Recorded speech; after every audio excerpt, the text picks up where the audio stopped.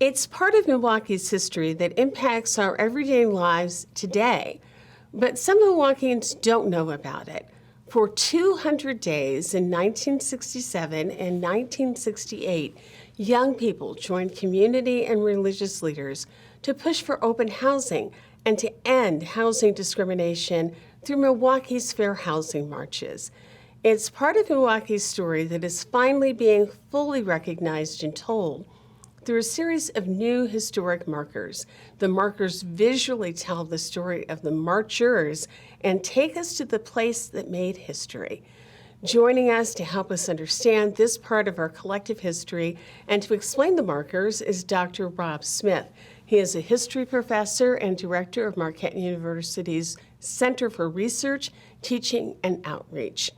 Marquette and March on Milwaukee have joined with America's Black Holocaust Museum, the Wisconsin Black Historical Society and Museum, and the Wisconsin Historical Society on this project. Thanks so much for being with us. Glad to be here. Thank you for the invitation. Dr. Smith, how important is it for this story to be told? And was it really a risk of being forgotten or just not fully recognized? Well, the story itself is extraordinary and remarkable that young people with adult mentors, but really young people at the helm, were able to craft 200 consecutive nights of marching and protesting to demand fair housing for young people, many of whom weren't even of the age to purchase a home yet. But to understand the importance of housing in that broader platform of civil rights was really a remarkable set of ideas and efforts on the part of those young people. The story would never have been forgotten, but it certainly needed to be heralded. And we had the opportunity of working with folks who were a part of the marches. We worked with scholars and public historians and a whole range of individuals who wanted to make sure to not only commemorate the marches, but to make sure that this conversation about the marches and that moment in Milwaukee civil rights history is included in classes and high school curricula, college curricula. There's a wide body of folks who've been a part of this process. How did this process begin to tell the story and particularly to use the markers as a way to literally guide us through the path that these young people took to make a huge difference in the way we really literally live and where we live in Milwaukee today? Yeah, the markers, the historical markers have their own particular place and positioning. They not only denote the history and mark the history in very real ways, but it allows for the average casual passerby to get a little bit of that history. And it also reminds those who are still with us, who were part of the marches, that indeed there's much more of a permanent conversation about their contributions to ideas and beliefs in full equality and full citizenship. And so the markers have a particular place and play a particular role in commemoration. The journey to get to the markers, though, included a 40th anniversary celebration that led to the March on Milwaukee digital database housed at UW-Milwaukee.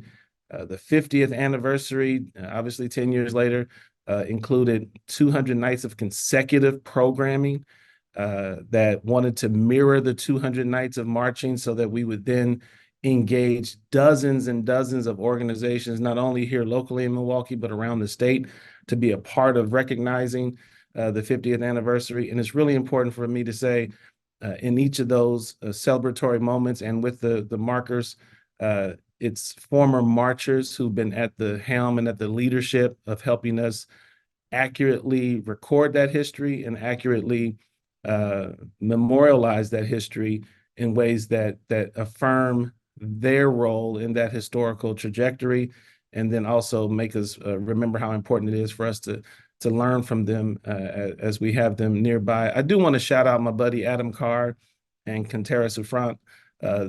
These two folks really played a significant role in engineering that 50th anniversary and all of the programming that went into that process. And then also Kristen Leffelman over at the Wisconsin Historical Society, who's really been engineering the process by which we get the markers positioned and placed. One of the things I think that's so amazing about this story that the markers tell is that this part of our history is literally close enough that we can touch it. Those people who were involved in this who are still here.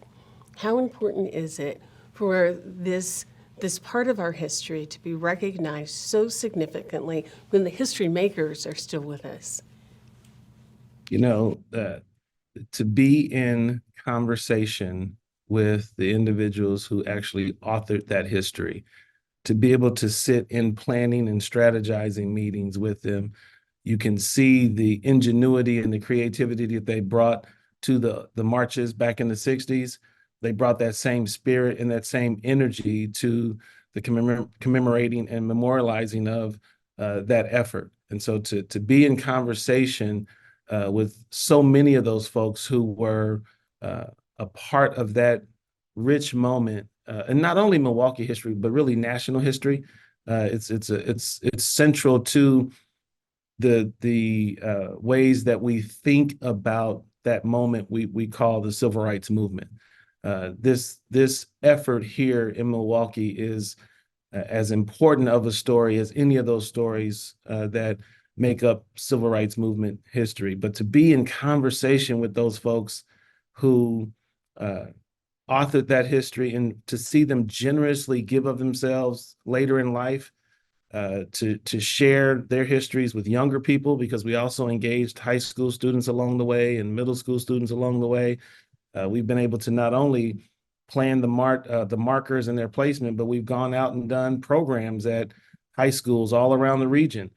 To see them tirelessly give of themselves has been just another version, though an extension, actually an extension of their commitment to this broader question of equality.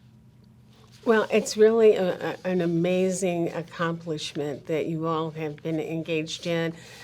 We've got some information that we've been putting up on the screen that gives people a map so they can see the pathways and the places that they can go. And we thank you, Adam, and all the other folks so much for your efforts to tell this important story. Thank you. Thank you very much. You can get more information on Milwaukee's fair housing marches at the Wisconsin Historical Society website, as well as the UW Milwaukee website. We'll be back in just a minute.